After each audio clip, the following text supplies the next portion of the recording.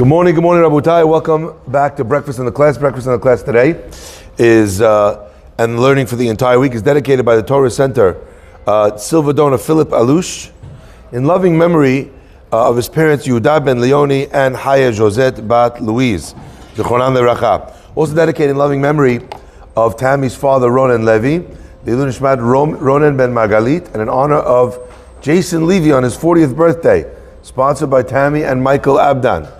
Breakfast in the Class is dedicated to the continued health of Chana Bat Simefega and Refuah Shema for Eliashua Mazal Fortuné. And the year of Breakfast in the Class is dedicated in loving memory in Ilun Nishmat Ruth Orfali Bat Adela, sponsored by her family. My friends, tonight is when we begin our new Gemara class. We're starting Moed Katan, so if anyone would like to jump in on the bandwagon, it's a beautiful opportunity to finish a Masechet relatively quickly. We're very, very excited to have you all on board.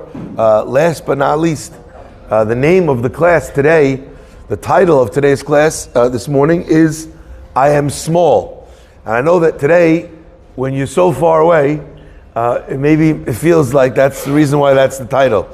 The reason why we have the table set up in this manner is because today's class is Tuesday afternoon, which is the Praying Alive class, where we're going through the Amidah in a series called Standing Before God, word for word.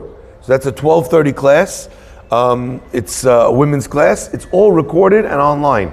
So if you want to learn to master your prayers and to pray like a pro, then maybe you might want to give this class a gander. My friends, let's begin. From prayer to prayer. The Pasuk tells us that Yaakov Avinu offers up a heartfelt tefillah to God. And he says as follows, Katonti mikol hachasadim umikol ha'emet. I am tiny. Mikol hachasadim mikol ha'emet. From all the kindness and all the truth that you have done. Asher asita et avdecha. That you've done with your servant. Right? I'm tiny. I'm so small from the kindnesses that you've given me. Why? Why does he say this? Ki b'makli avarti et hayarden. Because when I crossed the river Jordan on the way to Padan Aram, to Haran, I only had a staff, just my walking stick. Everything had been stolen from me. Eliphaz came and wiped Yaakov Avinu out. He had nothing whatsoever left. And now he's returning. And now I am Lishnei Mahanot. I am two camps. What does it mean he's two camps? Remember, in preparation for Esav, Yaakov had divided his family into two groups. And he put them a ways apart from each other so that if Esav would attack one, the other mahaneh, the other camp would be able to run away, lifleta, would be able to escape to safety. So, my friends, the first thing I want to point out is something that I think is really, actually very special. Yaakov Avinu has an awareness. And what's his awareness? What is it telling him? It's telling him that look at how much I have. I have shtei mahanot. I came with one stick, and now I have two camps. A family of so many children and so much wealth, it's divided into two camps. Thank you so much. Borei Olam, I am too small from your kindness. I don't deserve to be answered. I don't deserve for you to do anything for me, because you've done so much that I've used up any zechut that I have a long time ago. But he ends off by saying, Hatzileni na, please Hashem, save me from my brother, from Esav. Now, I want to point out something unbelievable. I think Yaakov's gratitude is remarkable. Because on the one hand, yes, he's saying, I came with only a stick, and now I'm coming with lots of children and lots of wealth. I have so much. But let's just not lose focus that the two machanot that he's describing are two camps. Why are they two camps? Because there's someone who's trying to wipe him and his family off the face of the earth. Could you imagine such a thing? That you're in a position where someone is hunting you and your family. And they're right over there on the horizon. And you're sitting there taking stock and showing your gratitude to God. The most beautiful thing about Yaakov Avinu's recognition about his gratitude here, to me, is not only that he did not deserve it, that he was katonti mikol chasadim, that he felt that God had given him more than he deserved. It's not only that. I think it goes much further beyond that. Chachamim point out one other thing, which is very striking. The pasuk tells us that when Yaakov crossed over there, the pasuk says, let me read you the words of the pasuk.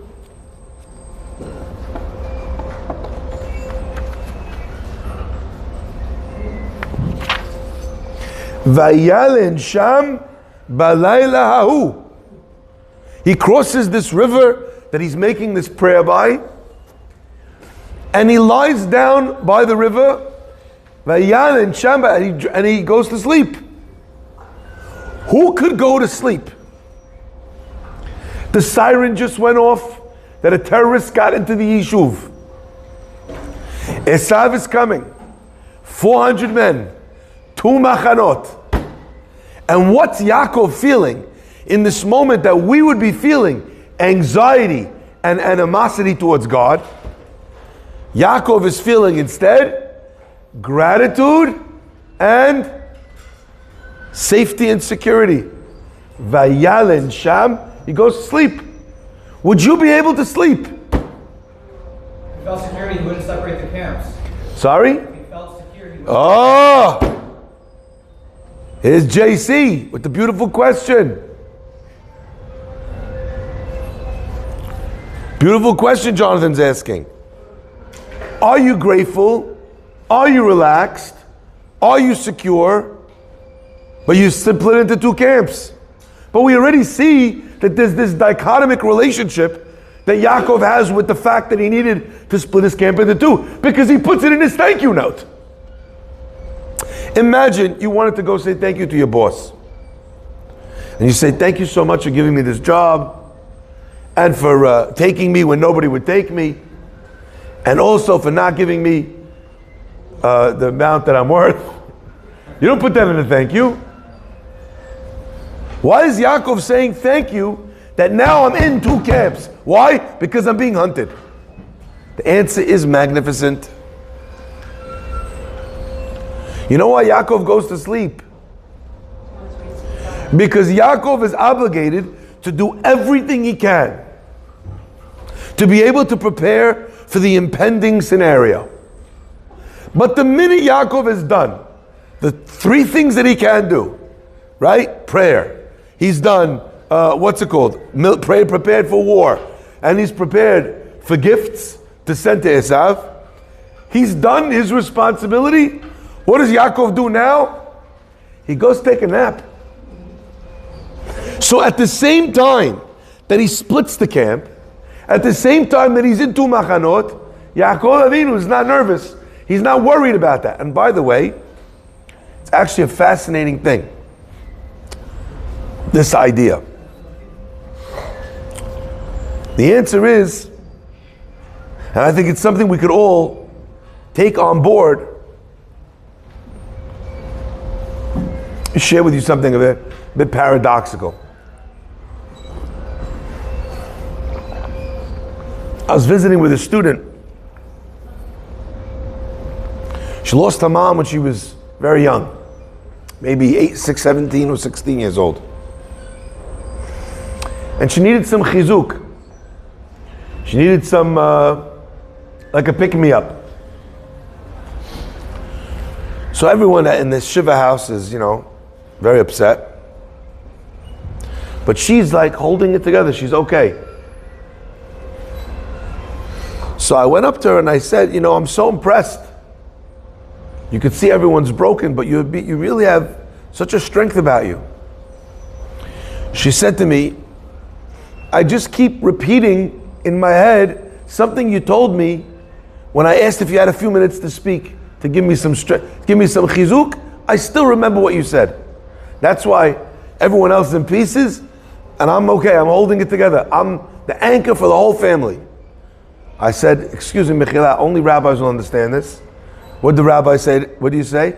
What did I say? Rabbi backs me up on this. I have no idea what I saved the person's life with what you said. You don't even know what you said. What did I say? She says, I was telling you how sad I was. You know, how much I was going to miss my mother before she passed, right before the end. How she was such a fantastic mother. How she did everything, and she made the most beautiful cakes. And she made this, and she did that, and she was this, and she made the most special birthday. And I said, look, Rabbi, I'm so sad. It's so sad. And you said to me, it is so sad, it is. But it's also so beautiful. She said, what do you mean, so beautiful? I said, what's sad is not that people are crying. What would be sad is if no one would be crying. If people are crying, that means that there's something that was beautiful here that you miss. If there's devastation, if everyone's so upset, it means that there was something magnificent, something of value, a person that was worthwhile, a person that made an impact, a person that showed love, a person that was responsible, that allayed your fears, that hugged you, that wiped away your tears. If that's what you had, then that's what you're so sad about losing. But in that sadness, isn't there something beautiful? That you had something that is so special that you're sad now for losing it? Isn't there some beauty in that sadness? She said, that's what you said to me. So every time someone else is crying and they set off everybody else, all I could think about was, how lucky were we to have a mother, to have a wife, to have a sister, that everyone misses so much. Look at how lucky we were to have had someone that has left such a hole. Yes, they left a hole, but we had someone that left that hole. Yaakov Avinu says, it's true, I'm in two camps, but I have so many children and so much wealth that in order to protect it, I need to divide it into two camps. That's still beautiful. My friends, in our challenges and our difficulties, when we look with the correct perspective, we can find gratitude even in those difficulties, those worrying signs, those challenging times. And you know what? And when we remind ourselves of that, and we do everything that we can, we've put in all of the effort that we can, at that point, we can let go. The other day, my dear friend Rabbi Moshe Malka, Hashem Yishmeru Yehayu, I was nervous about something, I was trying to get somewhere. And he said, Shlomo, is it out of your hands?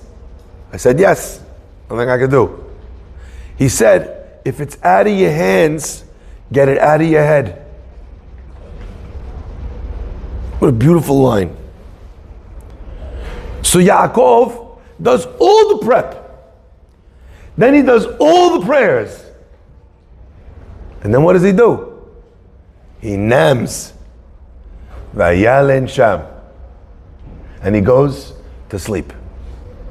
And he sleeps he gets a bagel. I don't know if he got a bagel. Just imagine. Just to be clear, some of you were looking at me like, how did he get a bagel? A bagel is the language we used to use when you would sleep a full 12 hours. He went to sleep that night. He slept the sleep of a person that has emunah. You know, some of you have experienced the joy of children. It doesn't feel like so much joy when they're knocking at the door at 3 in the morning. Abba, Mommy, Abba. Right? Till finally you go answer the door. What's the matter? I had a bad dream. What do you want from me? Right? In that moment, all your parenting skills and your love, it's very short supply. All of a sudden, we're all cops. You know when the cop pulls you over, he says, do you know how fast you were going? You ask the child, like, do you know what time it is? The kid don't know how to tell time yet. You know what time it is? 3 in the morning. It's 4 in the morning. My friends, what does the kid ask for in that? What does he ask for? What do you want me to do? Did you try going back? I tried this. Did you try to say Shema again? I tried saying Shema. Did you put the Tehillim under your pillow? I have 2 Tehillims under the pillow. So what do you want? Can I sleep in your room? That's what they want, right? Can I go lie in your bed? Can I sleep with you? I'm scared. What's amazing is that when you lose that fight, because you're going to lose that fight, and the kid comes into your bed, or you go lie down in their bed, how long does it take them to fall asleep? 2 seconds. They're knocking at the door for an hour. You were hoping that they would give up. They did not give up. Right? You lie down with them, or they lie down in your bed. How long to fall asleep? 2 seconds. You know why? Because when my daddy's here, I have no worries. I have no fears. The same boogeyman that was in the closet before is still in the closet now. But my father's here. Yaakov Avinu does everything he can. He's waging war. He's giving presents. He's praying to God. But now he's done everything he can. He sleeps the sleep of a person with emunah. We have to give our problems to Borei Olam and then sleep like babies. What are you nervous about? What are you nervous about that God can't handle? What did Hashem say? I got you. I got it. You're okay. I want to share with you an example of this.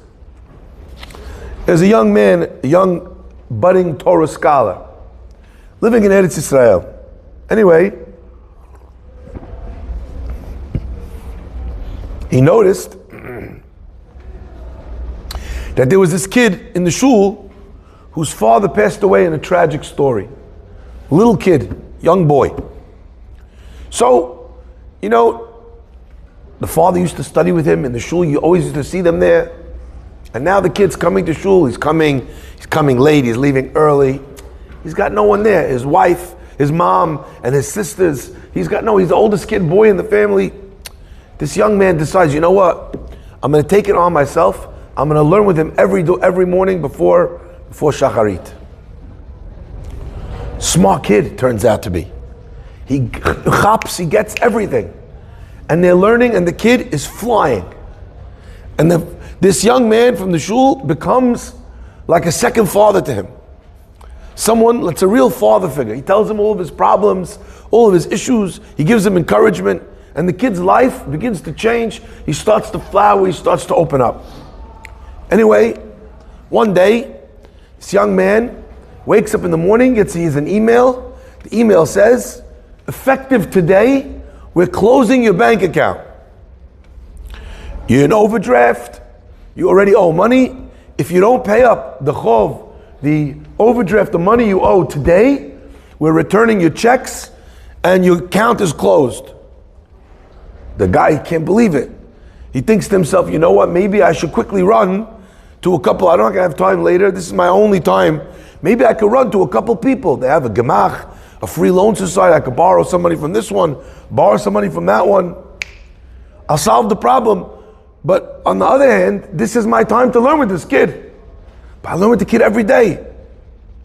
But you know something? He's an orphan. He looks forward to it every day. It probably sets his whole day off on the right foot. What should I do? Should I take care of my needs? Or should I learn with this boy? He decides, you know what? I'm going to go learn with the boy. He goes to the Beit Knesset instead of taking care of his own problem. And he's sitting there with this little young Yatom, this young orphan, and they're learning together. Anyway, the boy is sitting there. You know, he notices, he learns with him every day. He notices that not everything is exactly the same. That his focus is a little bit not there. That his energy and his joy that he usually brings, it's not the same. So this little kid says to this budding rabbi, he says, Rebbe, what's the matter? Why? Something bothering you? Anyway, he looks at this little kid. He's not even bar mitzvah yet. He's going to start telling him about financial difficulties. He tells him, "You're right. I'm happy you noticed. I don't want you to think it's anything to do with you. I got an email this morning. I woke up. I saw that if I don't give this money back to the bank, they're going to shut my thing down. I owe all this money." He doesn't, even as he's saying it, he's like, "Why am I telling this kid about my credit score? Like, what is?" Anyway, kid says, and you came, instead of going to take care of it, you came to learn with me? He says, yeah. The boy says, after prayers, he says, let me take care of it. He has got nothing, orphan kid. And he says, okay, he smiles, finishes learning with him. My friends, after the shi'ur is over, this young boy, what does he do? He goes straight from the learning session. He goes into one of the side rooms. He opens up the Aron Kodesh, and he sticks his head in the Aron Kodesh, and he says to HaKadosh Baruch Hu, he says, God, this man who learns with me every morning, we never pay him, he won't take a dime, he learns with me, he made me someone who loves Torah, he keeps my spirits up, I love him like I loved my own father. And he came today and he's so nervous and he's so worried he doesn't have money. And instead of worrying about him, he's worried about me. You have to help him. The kid, like a child, turning to their father, prays to Hashem. All of a sudden, the kid gets tapped on the shoulder. There's some guy who he didn't see sitting in the room, some wealthy guy. He says, I see you crying. Is everything okay? What are you praying about? He says, listen, this guy I learn with, he's got these issues, financial. He's looked after me since my father passed away. I feel terrible. And now he's coming to learn with me instead of solving his own issues. He's putting me first. I felt like I had to ask Hashem to save him. He says, well, how much does he owe? He says, I don't know. So he says, can I borrow your phone? The guy says, sure. He calls the guy from this guy's phone. He says, how much do you need?